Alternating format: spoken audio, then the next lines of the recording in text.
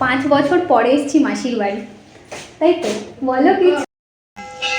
আগে একটা দেওয়া ছিল, মনে হয় ছাদ ফাদ কিছু করবে, তার জন্য ওটা খুলে দিয়েছে। তুমি হাই করে দাও। ভাবি হাই করলো না বাই করলো বোঝা গেল না। ওর মা কিভাবে বসে আছে, মা একদম স্টিফ হয়ে গেছে। আমি ক্লান্ত হয়ে গেছি, প্রচুর পরিশ্রম করেছি সকাল। হাই, গুড মর্নিং সবাইকে। আজকে আমরা একদম সকাল সকাল উঠে রেডি হয়ে গেছি। তার কারণ হচ্ছে আজকে এখন বেরোবো আমরা মাসির বাড়ি। বাড়ি থেকে বেরোনোর পর টোটো করে আমরা স্টেশনে পৌঁছে গেছিলাম, আর স্টেশনে যাওয়ার পর একটুখানি ওয়েট করার পরে ফাইনালি আমরা ট্রেনে উঠে গেছি। ট্রেনে একদমই ভিড় ছিল না, সেই জন্য দাঁড়িয়ে আগে ফটো তুলে নিয়ে তারপরে আমরা সিটে বসলাম। সরি, ফটো না, ভিডিও করলাম, ভুল বললাম। আমরা উঠেছিলাম দমদম স্টেশন থেকে, আর নামবো একদম লাস্ট স্টপেজ কাটোয়া। প্রায় 3.5 ঘন্টা আমাদেরকে ট্রেনে করেই যেতে হবে। জানালা দিয়ে যথেষ্ট ঠান্ডা হাওয়া দিচ্ছে, কিন্তু তবুও আমি ভিডিও করার জন্য জানালা খুলে রেখেছি। ট্রেনে ওঠার কিছুক্ষণ পরে আমি ঘুমিয়ে পড়েছিলাম। তারপরে যখন আমরা নামবো, ঠিক নামার আগের স্টপেজে আসার পর আমার মনে হলো যে না, একটুখানি আবার ভিডিও করি, সেই কারণে আমি তখন জানালাটা খুলে ভিডিও করছিলাম। ফাইনালি আমরা নেমে গেছি কাটোয়া স্টেশনে। এবার এখান থেকে আমাদেরকে আবারও 2 ঘন্টা বাস জার্নি করে যেতে হবে। প্রায় 5 বছর পরে যাচ্ছি মাসির বাড়ি। লাস্ট গেছিলাম হচ্ছে সেই 2020-তে, 2020-র দুর্গাপুজোর টাইমে গেছিলাম। তারপরে আবার যাচ্ছি 2025-এর ডিসেম্বর মাসে। অ্যাকচুয়ালি আমরা এখন যেখানে ঘুরতে যাব সেটা আমাদের মাসির বাড়ির থেকে কাছে হবে, তো সেই জন্যই যাওয়া। আর না হলে ম্যাক্সিমাম টাইমই আমাদের ট্রেন হয় হাওড়া, শিয়ালদা, না হলে কলকাতা স্টেশন থেকেই থাকে, তো মাসিরাই চলে আসে আমাদের বাড়ি। বাসে যেতে যেতে রাস্তার দুপাশের এই সর্ষের ক্ষেতগুলো দেখতে ভীষণই ভালো লাগছিলো, আর যখনই আমি সর্ষের ক্ষেত বা পুকুর দেখছি তখনই আমি ভিডিও অন করে দিচ্ছি। তো যাই হোক, অনেকটাই রাস্তা ভীষণই বোর লাগছে। মায়ের কাঁধে মাথা দিয়ে শুয়েছি, অর্ধেক টাইম ঘুমিয়ে যাচ্ছি। ঘুম থেকে উঠেও দেখছি এখনও পৌঁছায়নি, এখনও এত টাইম লাগবে। এদিকে মাসিও কল করছে যে আমরা গেলে তখন সবাই মিলে একসঙ্গে লাঞ্চ করবে, সেই কারণে।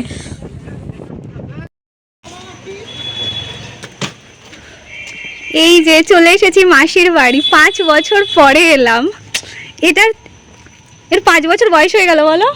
প্রায় 6.5 ঘন্টা জার্নি করে আসার পরে ফাইনালি পৌঁছালাম মাসির বাড়ি। এই যে মাসি এখন আমাদের খেতে দিচ্ছে, খাবার দাবার দিয়ে দিয়েছে। 5 বছর পরে এসেছি মাসির বাড়ি, তাই তো বলো কিছু? হ্যাঁ, 5 বছর। 5 বছর পরে এসেছি মানে এটা না যে 5 বছর আমাদের যোগাযোগ ছিল না। এই 5 বছর শুধু মাসি যেত আমাদের বাড়ি, আমরা আছি। 2020-তে এসেছিল। চলো খাওয়া দাওয়া করে নিই, তারপর দেখা হচ্ছে। তো খাওয়া দাওয়া কমপ্লিট করার পরে ফ্রেশ হয়ে নিয়ে আমরা সবাই মিলে আবার একটুখানি ঘুরতে বেরিয়ে পড়েছিলাম, কারণ তখনও সন্ধে হয়নি। সেই কারণে আমরা ভাবলাম যে পাশেই একটা মন্দির রয়েছে, তো সেখানে গিয়ে একটুখানি ঘুরে আসি। আর এই যে দেখো, মন্দিরের গেটের সামনে সবাইকে দাঁড় করিয়ে আমি বলছি যে আমি ফটো তুলছি, বাট আসলে আমি ভিডিও করছিলাম। এইটা হচ্ছে একটা শিব মন্দির, যেখানে অনেক কটা ছোট ছোট মন্দির রয়েছে। দেখলাম সব কটাই শিব ঠাকুরেরই মন্দির রয়েছে। এই মন্দিরের ভিতরেও একটা শিবলিঙ্গ রয়েছে। এই সাইডের যে এরিয়াটা দেখা যাচ্ছে পুরোটাই শিব মন্দির রয়েছে। এখানে শুধু একটাই মনসা মন্দির আর একটা বজরংবলীর মন্দিরও রয়েছে। জায়গাটা বেশ সুন্দর, বিকেলবেলা এখানে ঘুরতে এসে বেশ ভালোও লাগছিল। মাসি এখানে বলছিল যে এই মন্দিরের এরিয়াটা ধীরে ধীরে আরো বড় হচ্ছে, আর এই যে এখান থেকে বেরিয়ে গিয়ে পিছনের দিকে একটা বজরংবলীর মন্দির এখন তৈরি হচ্ছে, পুরোটা কমপ্লিট হয়নি। তারপর এই যে এখানে আরো একটা মন্দির রয়েছে, এই মন্দিরের ভিতরেও শিব ঠাকুর রয়েছে, কিন্তু ভিতরটা দেখা যাচ্ছে না কারণ ভিতরে লাইট নেই। এখানে অনেক কটাই মন্দির রয়েছে, সবগুলোই দেখলাম শিব ঠাকুরেরই মন্দির। বেশ ভালো লাগছে দেখতে। এই দেখো, এই মন্দিরের পিছনের দিকে এখানে কি সুন্দর বেশ বড় মতন একটা মাঠ রয়েছে, যেখানে বিকেলবেলা এসে সুন্দরভাবে হাঁটা যাবে। এই এখানে হাঁটতে আসে, আর এই যে সামনে আমার বৌমনি মা, এরাও এখানে হাঁটছে। তারপরেই দেখো এখানে সুন্দর একটা বাগান বিলাস গাছ রয়েছে, যেখানে ফুলগুলো দেখেই পুচকুটা তুলতে চলে গেছে। আর এইটা বলছে কলা গাছ নাকি, কিন্তু একটু ডিফারেন্ট টাইপের দেখতে একটা ধরনের কলা গাছ। আমরা আবার বেরোনোর গেটের সামনে চলে এসেছি, আর গেটের সামনে এখানেও আর একটা ছোট্ট মতন শিব মন্দির রয়েছে। তো চলো টাটা, আজকের মতন এখানে ঘোরাঘুরি কমপ্লিট। এখন আবার বাড়ি যাব। আর যেতে যেতে এই রাস্তার পাশের সিনগুলো দেখতে ভীষণই ভালো লাগছিল, তার জন্য আবার আমি ভিডিও অন করে দিয়েছি। এই দেখো ছানাটা এখানে পোজ দিয়ে আছে, ঠিক আছে, কারণ যেই ও ক্যামেরা অন হচ্ছে সুন্দর করে পোজ দিচ্ছে। এখন আমি কথা বলছি বলে আমার দিকে তাকাচ্ছে, নাহলে ও চুপচাপ দাঁড়িয়ে থাকে এখানে। এই যে আরেকটা ছানা, ছোট ছানা খেলে গেছে। বারকোনা থেকে ফিরে এসে আমরা এখন সবাই ঘরের মধ্যে বসে পড়েছি আড্ডা মারতে। কোথায় আমার মাকে দেখা যাচ্ছে না, আমার মা কিভাবে বসে আছে, মা একদম স্টিফ হয়ে গেছে। আমি ক্লান্ত হয়ে গেছি, প্রচুর পরিশ্রম করেছি। সকালে 7টার মধ্যে ট্রেন ধরেছি। ফাইনালি মাসি হাই বলছে, আমার মাসিও বলেছে ব্লগ শুরু করবে, সকালবেলা ঘুম থেকে উঠে বলো কি বলবে। আমি হাঁটতে যাচ্ছি উঠোনে। বলতে থাকো না, বলতে থাকো, লজ্জা পাচ্ছ কেন তুমি?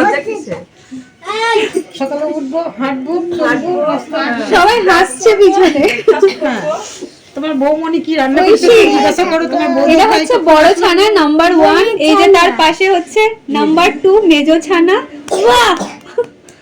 আর এই যে নাম্বার 3টা কোলে রয়েছে। তাকাও নাম্বার 3, এই দেখো বাচ্চাগুলো এখানে খেলাধুলা করছিল, হাজার একটা জিনিসপত্র ছড়িয়ে নিয়ে গেছে, এখানে টিভি দেখছে। বাপি বসে বসে, বাপি হাই করে দাও। বাপি হাই করলো না বাই করলো বোঝা গেল না, টিভি দেখতে ব্যস্ত, যা চলছে তাই দেখছি। চিকেনের স্মেল পাচ্ছে তাই ওখন রান্নাঘরে চলে এসেছে। আর এই যে একদম হাইট শটটাকে দেখা যাচ্ছে না। আরে সাবাস, বাহ বাহ বাহ, দারুণ খুশি। এই যে বৌমনি এখন রান্না করছে, চিকেন ঢাকা দিয়ে দিল আস্তে আস্তে, চিকেন দেখাবে কি, রান্না কমপ্লিট হোক তারপরে দেখাবো। ফাইনালি আমাদের চিকেন কমপ্লিট হয়ে গেছে, আর এই যে এখানে সুন্দর করে সব পাতা দিয়ে দিয়েছে। আমার রুটি এখানে এসে গেছে, বাকিরা ভাত খাবে, ভাত তারা সার্ভ করবে এখন বসে। আজকের মতন টাটা, গুড নাইট সবাইকে। আমার ব্লগটা শেষ হয়ে গেল, দেখা হচ্ছে আবার অন্য কোনো ভিডিওতে, টাটা।